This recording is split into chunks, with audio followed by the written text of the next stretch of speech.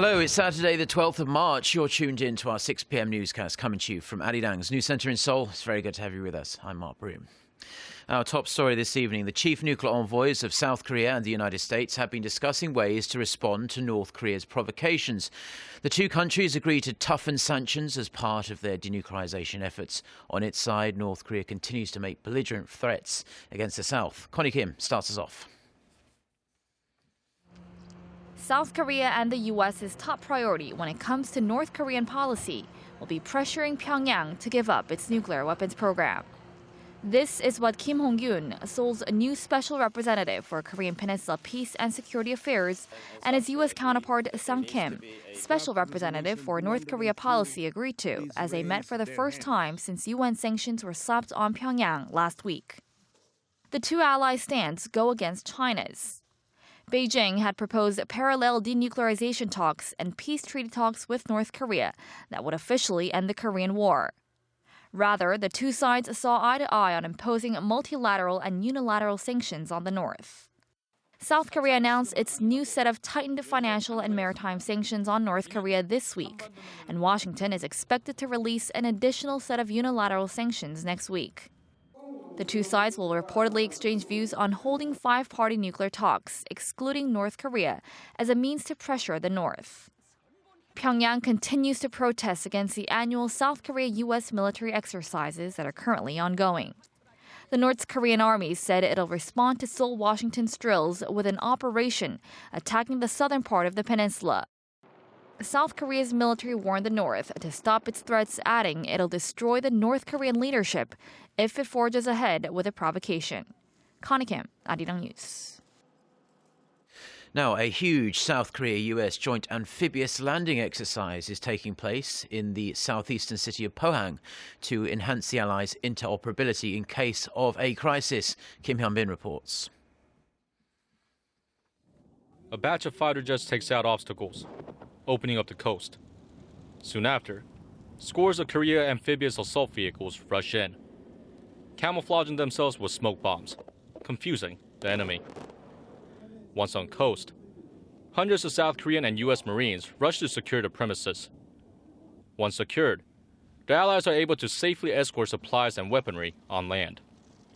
This is all part of the annual South Korea-U.S. amphibious landing exercise dubbed Ssang Yong, also known as Double Dragon exercise, that is being held in Korea's southeastern city of Pohang. We believe that by training together, we grow stronger. And we believe that with strong alliances and partnerships in our area of responsibility, we bring peace and stability to this region. Not only to this region in general, but in particular to the people of the Republic of Korea. Over 200 military vehicles, including KAAV and heavy artillery, have been dispatched, as well as 70 airborne units consisting of fighter jets and attack helicopters.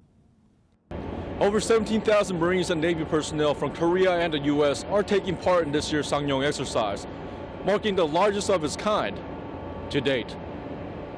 South Korea's chairman of the Joint Chiefs of Staff watched over the drills alongside U.S. Forces Korea Commander General Curtis Scaparrotti and warned North Korea that it will suffer consequences for future provocations. If North Korea provokes again, it will lead to the collapse of the regime. General Scaparrotti and I will make sure to protect this country. The Ssang Yong exercise will run through March 18th. Kim Hyun-bin, Arirang News, Pohang. Now, North Korea is reportedly searching for one of its submarines after losing contact with it. In a report, U.S. news network CNN cited 3 unidentified U.S. officials as saying that U.S. spy satellites, aircraft and ships have been watching North Korea's Navy searching for the missing submarine for a number of days now. U.S. officials say the submarine likely suffered some type of failure during an exercise, although it's unclear if the vessel is adrift under the sea or if it sank. UN Secretary-General Ban Ki-moon has met with an elderly Korean victim of Japan's wartime sexual slavery, the first such meeting since he took the UN's top job. Meeting in New York, Ban told 89-year-old Gil Ok-won that he respects her efforts to raise awareness of the atrocities she suffered to make sure that no such thing will ever happen again. During their 30-minute meeting, Ban told the victim that he welcomed a recent landmark deal between Korea and Japan, but not the content of the agreement. Now, an activist also delivered a joint petition of some 30 international human rights organizations in which they expressed regret about Ban's welcoming of the December deal and called for the UN to launch an investigation into the wartime crimes.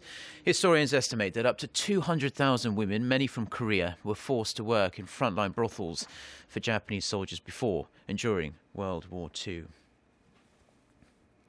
Now, AlphaGo has solidified its victory against Lee Se-dol as it has won another game. It now has an unassailable 3-0 lead in the human versus AI contest. We have our Lee Ji-won on the line, who's been following all the action at a hotel in Seoul. So, Ji-won, tell us about today's game.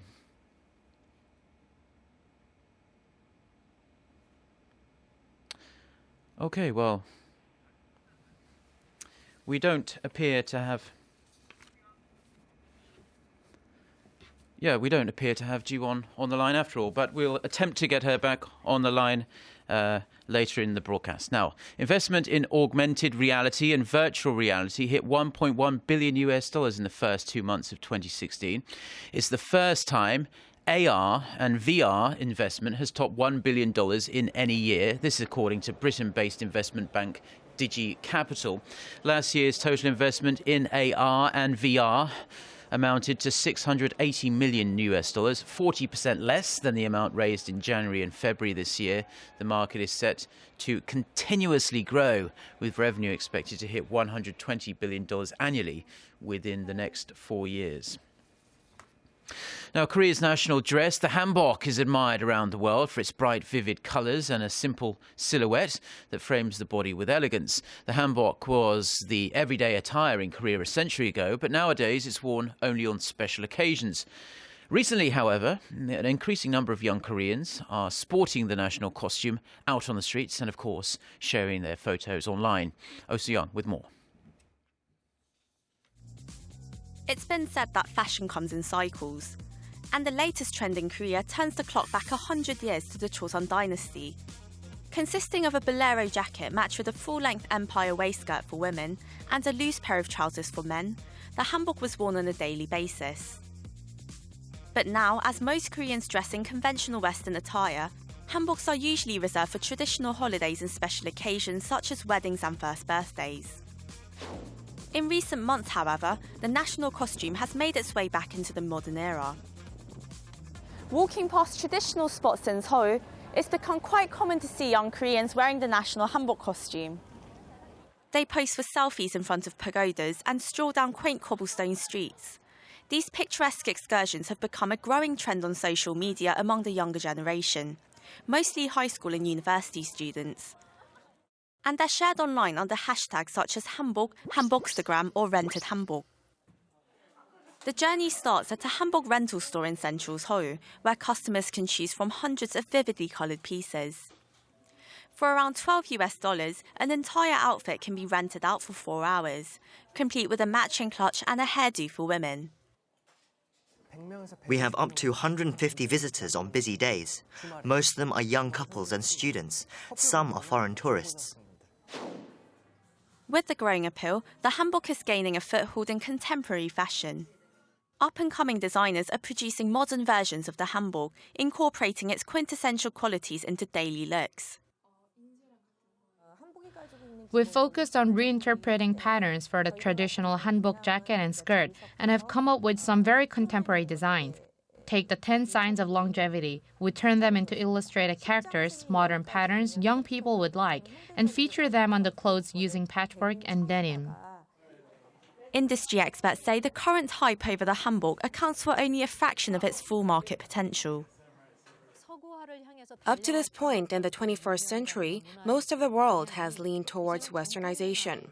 But now many people are regaining their interest in traditional culture. The same goes for fashion. We need traditional designs that are unique to our people. If these elements are applied to modern clothing, it could be an opportunity to recreate value-added fashion that can be appreciated globally. Whether you want to dress up in the classic hanbok costume or try an everyday look, traditional is becoming trendy in Korea. Ssang Yong, Arirang News. Right, well, let's make another attempt to connect to our EG1, who has been following all the action on round 3 of the Lee Se-dol versus AlphaGo battle. AlphaGo now has an unassailable 3-0 lead. Ji-won, tell us what happens. Hi, Mark. The third round of Paduk, also known as Go, between Grandmaster Lee Se-dol of Korea and artificial intelligence supercomputer AlphaGo ended on Saturday with another win for the machine. After 176 moves and over 4 hours of a very close competition, Lee Se-dol forfeited, realizing that he can no longer win the game.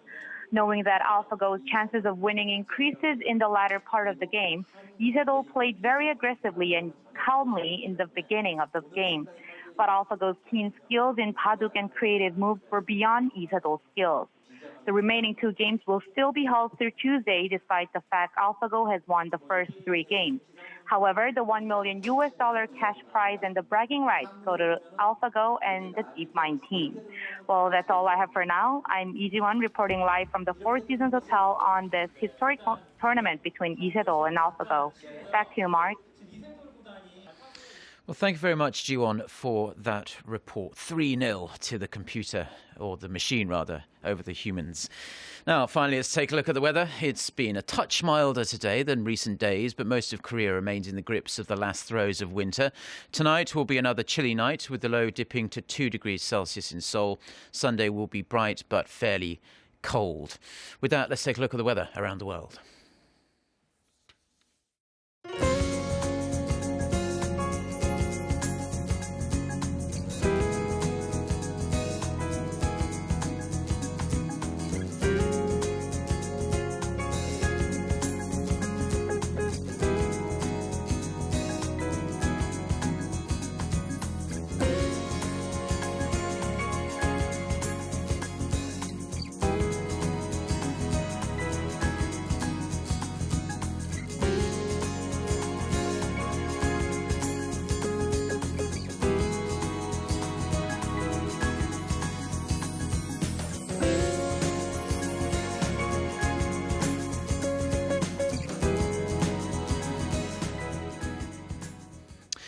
Well, that's all we have for now. Do enjoy the rest of your Saturday, wherever you're watching us, and stay tuned to Arirang TV. We'll be back again with our next newscast at 10 p.m. Korea time. Until then, goodbye.